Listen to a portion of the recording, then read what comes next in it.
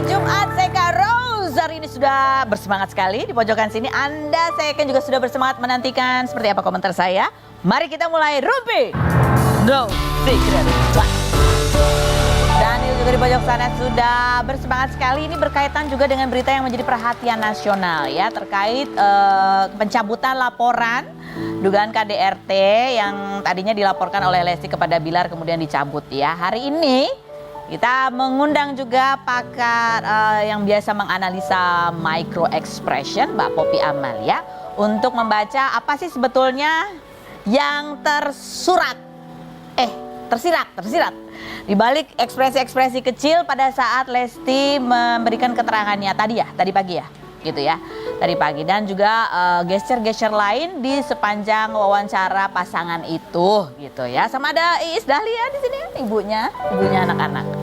Tapi kita kebacokan dulu untuk membahas berita-berita yang hot, baik yang datang dari dunia nyata maupun dari dunia baik. Oke, baiklah. Ini ya, yang pertama ini yang menjadi ramai perbincangan adalah setelah Lesti pada saat tuh kemarin itu, aduh itu drama sekali ya gitu ya. Aku yakin banyak orang yang kemudian langsung nge-tag tuh ketika Bilar polisi menggelar press conference, Rizky Bilar menggunakan baju orange begitu ya. Semua langsung gini, udah pakai baju orange gitu-gitu. Tiba-tiba di tengah press conference, di tengah-tengah press conference itu, di tengah keramaian wartawan sampai hampir nggak ngeh, itu datanglah Lesti ya. Ini ekspresi wajahnya Bilar. Ini gede banget ini ya. Ini terlihat ya Mbak Poppy ya, marah ya dia ya. Kayaknya diduga ada kemungkinan dia kesal. Mana sih Lesti kok nggak datang-datang gitu ya misalnya. Atau dia kesal gini, kan udah damai, kenapa kok masih aku dijadikan tersangka begitu ya. Ini sejalan juga dengan keterangan pengacaranya Hotma Sitompul yang juga melayangkan protes. Kan ini sudah sudah kesepakatan akan menempuh jalan damai, sudah bertelepon dengan pelapor bahwa memang akan terjadi damai. Kenapa justru ditetapkan tersangka, bahkan digelar press conference, ditampilkan gitu dengan baju orange begitu ya. Nah, itu menjadi ramai, menjadi guncang dunia pernetizenan yang kemarin tuh ramai sekali mendukung Lesti gitu, yang banyak yang kecewa juga. Dan terakhir ini juga beredar sebuah video gitu ya, video yang menggambarkan video dari video call tuh gimana tuh ya, yang diduga itu adalah pasangan Lesti dan Bilar yang sudah bertemu diduga itu adalah di sebuah ruangan di manalah gitu ya. Kok kamu tahu banget Dwi? Udah pernah ke dalam situ emang. Itu reporter kita kemarin. Coba kita lihat videonya seperti apa sih gitu ya. Kalau dari kerudungnya sih ya mirip dengan kerudung Lesti waktu datang kemarin malam. Kita lihat yang berikut. Itu gambar yang tidak terlalu jelas gitu. Sebenarnya kita tidak bisa menyimpulkan apa-apa dari situ gitu ya. Tapi kalau dijadikan satu dengan keterangan pengacaranya Bilar mengatakan bahwa Lesti datang menangis, pelukan, mereka berdamai, saling memaafkan gitu ya. Itu jadi seperti saling melengkapi begitu. Nah, sekarang kita menuju ke statement dari pengacaranya Rizky Bilar yang sempat kesal ya, tadi malam itu sempat kesal, dan hari ini jadi datang masih jam 10 pagi tadi Hotma? Nggak tahu ya. Mengatakan bahwa dia kecewa sekali. Kenapa? Kok ini kan udah disepakati akan ada pencabutan laporan, akan diselesaikan secara damai. Kenapa masih ditetapkan sebagai tersangka dan bahkan digelar press conference dengan Bilar menggunakan baju orange? Coba kita lihat statementnya Hotma Sitompul berikut ini. Bang Hotma barangkali akan lebih kesel lagi kalau lihat postingannya Hotman Paris. Coba kita lihat postingannya Hotman Paris. Hotman Paris pada saat berita Rizky Bilar ditetapkan sebagai tersangka itu sempat posting begini. Coba kita lihat. Mana postingannya? Kok bisa nggak ada sih? Kan itu aku order posting. Aku jadi emosi nih. Tuh ada tulisannya, dia mengutip berita Rizky Bilar jadi tersangka. Terus captionnya Hotman Paris adalah, ini gimana nih pengacara barunya gitu. Maksudnya itu kan. Itu pertempuran lama. Itu adalah cerita lain begitu. Oke. Kok nggak ada sih? Kan aku dipesen tadi. Oke, baiklah, kita menuju langsung ke pernyataan Lesti. Alasannya kenapa memutuskan untuk mengambil jalan damai, mencabut laporan. Tapi yang kita tahu sampai saat ini adalah mencabut laporan dugaan KDRT itu. Tapi kita nggak tahu tentang kelanjutan pernikahannya gimana. Gitu kan? Kalau menurut aku loh ya. Kita lihat yang berikut. Netizen yang langsung maju ke layar ingin lihat lebih detail gitu ya. Nanti akan dianalisa oleh Mbak Poppy. Bukan cuma facial expression ya, gesturnya juga, sama mungkin intonasi suaranya itu juga, nadanya dan pemilihan diksi. Itu juga bisa menggambarkan apa sih, atau bukan menggambarkan ya, bisa muncul kita dugaan-dugaan apakah begini, apakah begitu. Tapi yang jelas komentar netizen, ya elah, aku aja dulu korban KDRT ada anak, lebih milih pisah, shay. Hey, mental aku lebih baik. Uang bisa dicari buat anak. Suami ganteng masih banyak kalau kita banyak uang mah. Hati-hati aja. Ntar kalau balik berantem lagi jadi bahan ungkitan si B. Kalau lo pernah ngelaporin dia buat malu dia se-Indonesia. Ini perempuan gak mikir apa ya? Kecuali ya emang kalau nggak kerja ngarepin nafkah dari dia doang ya boleh aja sih. Nih lo bisa nyari uang. Hade capek deh. Ya marah begitu ya. Gitu. Yang berikutnya ada lagi komentarnya. Kalau anak jadi alasan harusnya dari awal lapor ke Pak Polis udah mikir dampaknya pasti ke anak. Drama aja nih. Dan jangan sampai kasus KDRT di Indonesia akan disepelekan sama masyarakat karena pelakunya tidak dipenjarakan. Yang berikutnya ada lagi. Besok kalau di apa tuh? Lagi udah biarin aja, jangan kasih panggung, capek we jadi netizen katanya gitu ya. Banyak juga orang yang akhirnya menjadi bercandaan bahwa se-Indonesia di prank begitu ya oleh kasus Lesti dan Bilar. Ada yang bilang ini jangan-jangan settingan dan lain sebagainya. Tentu hal ini yang ini tentu juga berdampak bukan cuma pada Lesti, tetapi Lesti ini adalah sebuah simbol begitu ya terhadap yang lainnya yang juga mengalami KDRT. Yang perlu juga mendapatkan support. Jangan sampai yang namanya KDRT orang melapor karena KDRT ke polisi itu menjadi sebuah hal yang tidak dianggap serius. Kita akan bahas bersama Poppy Amalia dan Isdalia. Kita lihat dulu profilnya berikut ini. Poppy Amalia, pakar mikroekspresi berusia 49 tahun ini merupakan magister psikologi yang pernah mengambil sertifikasi nasional dan internasional. Seperti di Dr. Paul Ekman di UK dan Neurolinguistic Programming di Orlando. Perempuan asal Aceh ini kerap menganalisa ekspresi selebriti serta membuat konten edukasi mengenai mikroekspresi dan psikologi. Salah satu yang kerap dianalisa oleh Poppy adalah pasangan Lesti Kejora dan Rizky Bilar. Poppy pada 2020 menyebut ekspresi Bilar saat mulai dekat dengan Lesti seperti memendam kenangan masa-masa lalu. Dan pada Oktober 2021 mengatakan, Bilar lebih tegang saat ijab kabul kedua dibanding ijab kabul pernikahan siri.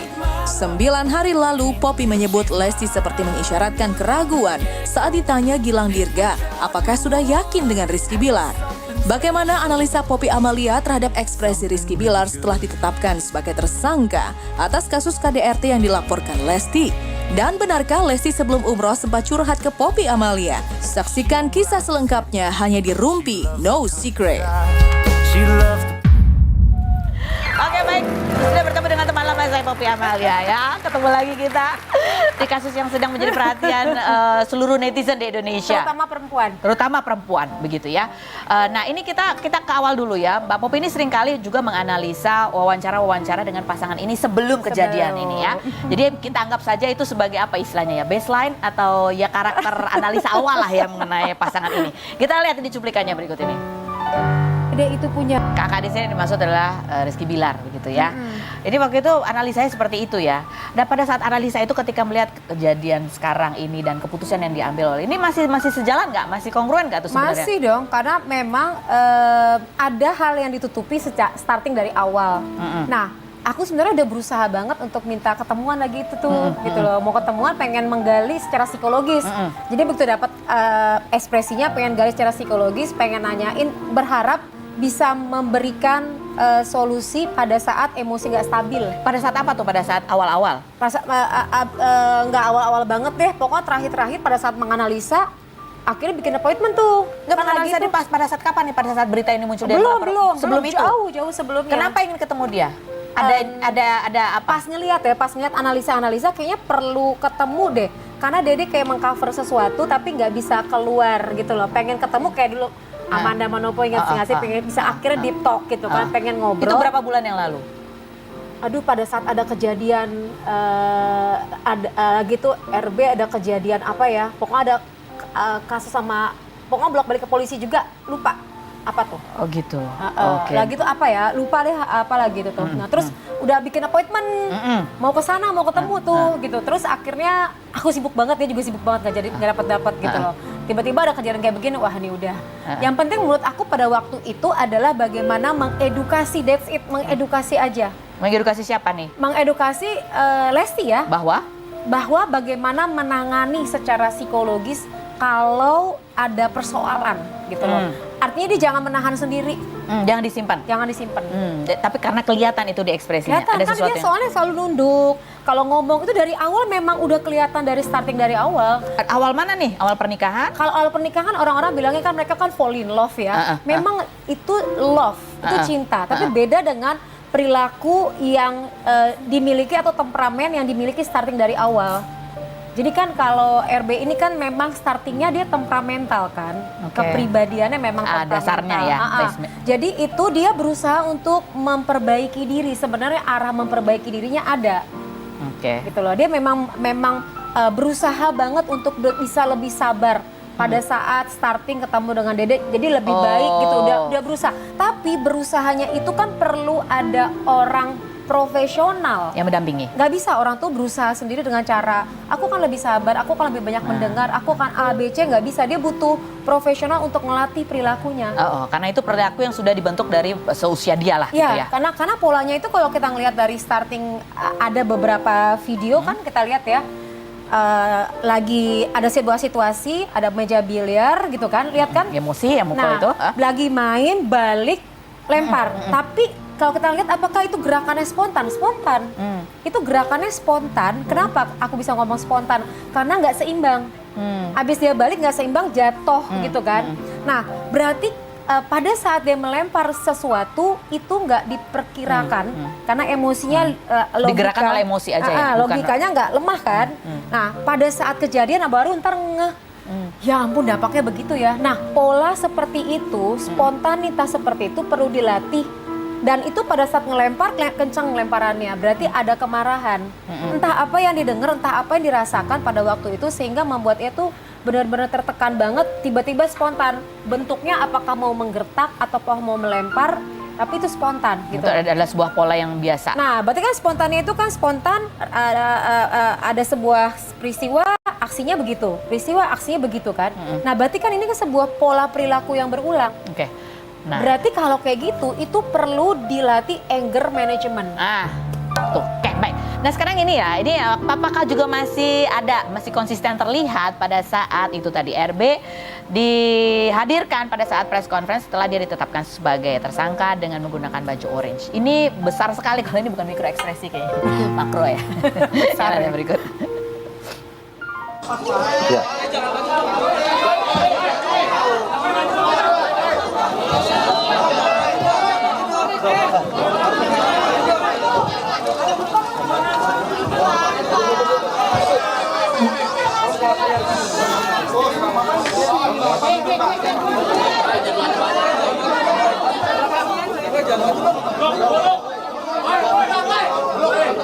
Coba suaranya ya, teman-teman ya.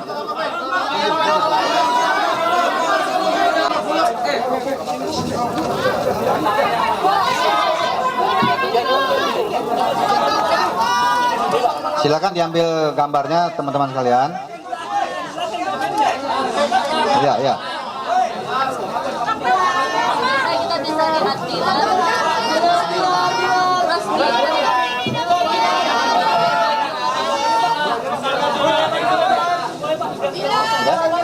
Oke ya, kalau udah silakan penyidik dibawa ke dalam lagi. Oke, tadi Mbak Popi minta di-cut itu pada saat di awal ketika dia menunduk kemudian melipat bibirnya ke dalam. Ya, kalau kita lihat di sini ya, itu posisi awal-awal datang, kemudian semua mata kan tertuju kepada dirinya ya. Kemudian dia dibisikkan oleh seseorang di 1.08 ya, untuk berbalik. Kenapa perlu berbalik? Untuk memperlihatkan bahwa ada tulisan tahanan. Jadi bahwa polisi telah melakukan semua tugasnya dengan baik gitu kan. Nah pas balik itu kemudian diminta untuk membuka masker. Nah pada saat membuka masker, respon yang luar biasa dari wartawan itu menstimulasi pikirannya, akhirnya menunduk. Menunduk itu karena dia tidak sanggup melihat. Bayangin aja biasanya kan RB sangat dielu-elukan, tiba-tiba saat ini semua mata dan itu ada teriakan-teriakan woi woi woi seperti itu tuh. Itu kemudian mainkan mulutnya. Mulutnya tuh sampai di menelan ludah beberapa kali, adanya kecemasan, matanya juga berkedip-kedip, kecemasan juga, nunduk lagi. Berarti kecemasan dicampur alisnya juga menukik tajam, itu menggambarkan adanya kemarahan, kesedihan. Dan akhirnya tiba-tiba kayak sedih banget, jadi kayak bercampur antara sedih, marah, kemudian nunduk lagi. Kemudian pandangannya kosong. Nah itu tuh jadi perasaan yang bercampur aduk itu dominannya adalah kemarahan. Dominannya kemarahan. Jadi ada kemungkinan, ada banyak kemungkinan apa yang membuat dia marah gitu ya. Ada dugaannya satu adalah ya karena dia biasa dilulukan, sekarang kondisinya berbeda. Yes. Kemudian juga biasanya menghadapi wartawan dengan pertanyaan yang berbeda. Ini dia sebagai istilahnya seperti sudah dihakimi begitu. Ada kemungkinan seperti itu. Tapi kita juga perlu lihat lagi, ini kan mereka mendapatkan restoratif justice ya, di mana semua proses akhirnya bisa berdamai, mengambil kesimpulan dan itu sudah dilakukan di siang harinya. Gitu loh, siang harinya. Sudah ditetapkan sebagai tersangka kan? Kan tersangkanya kemarin ya? Tersangkanya kapan sih? Kemarin malam kan? Kemarin malam. Tapi siang udah komunikasi. Oh gitu, pada saat diperiksa 38 pertanyaan. Oh, jadi okay. siangnya itu udah berkomunikasi. Kalau saya tidak salah dan mengumpulkan bukti ya, itu sudah berkomunikasi, artinya sudah menyatakan bahwa ini jangan sampai muncul, jangan sampai dinyatakan sebagai tersangka. Tapi di kepolisian itu kan nggak bisa begitu saja kalau udah berproses itu kan, itu tetap harus menjalani sampai tuntas. Nah itu yang dikejarnya sebenarnya jangan sampai muncul ini. Oh, jadi ada kemungkinan juga dugaan bahwa kemarahannya itu muncul karena dia merasa kok akhirnya dimunculkan sih gitu. Sudah damai, kenapa masih seperti itu gitu bisa loh. jadi seperti itu ya. Jadi nah ini penyebab adalah kemarahannya. Kemarahan yang teramat sangat, kenapa sampai diperlihatkan. Saya khawatir kalau kemarahan yang teramat sangat dengan kondisi yang temperamental ini mereka rujukan ya? Bukan rujuk, mereka kan bersatu kembali ya. Belum tahu. Tadi Lesti mengatakan satu-satu dulu. Ini masalah hukumnya dulu dia akan cabut laporan, tapi mereka masalah tidak pernah pernikahannya. rujuk karena mereka nggak pernah berpisah. Hah, gimana? Jadi ada statementnya dari Lesti bahwa jangan berbicara mengenai rujuk karena mereka nggak pernah berpisah.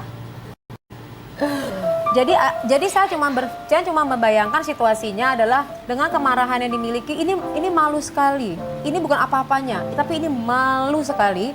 Jadi kalau misalnya nggak dihukum juga, ini rasa yang mendidih banget. Yang jelas mereka berdua harus diedukasi dan dibawa ke psikolog secepatnya. Dan sebaiknya saran dari saya kepolisian maksudnya boleh merilis gitu, mereka boleh bersatu kembali karena memang itu yang terbaik. Oke, betul bersatu kembali. Tapi Cuma harus ada lanjutannya. Statement bahwa ada sebuah keterangan itu harus ditindaklanjuti dengan adanya pendampingan secara psikologis sampai tuntas. Saya setuju itu. Itu penting sekali ya. Yang berikut kita analisa Lesti ketika memberikan keterangannya terkait dengan tindakannya mencabut laporan. Kalau dari pilihan katanya ketika dia menyebut pertama kali suami saya ada jeda ya, kayak dia bingung ya mau nyebutnya apa gitu. Ya, gitu nggak sih? Dugaan aku ya, ada kemungkinan seperti itu. Memang pada saat jedanya itu kita kelihatan bahwa alasannya, karena semua orang juga. Ya kan, pada saat mau bicara alasan tuh jedanya lama. Iya, gitu loh. Dia juga cukup lama tuh sampai akhirnya menjawab ke anak.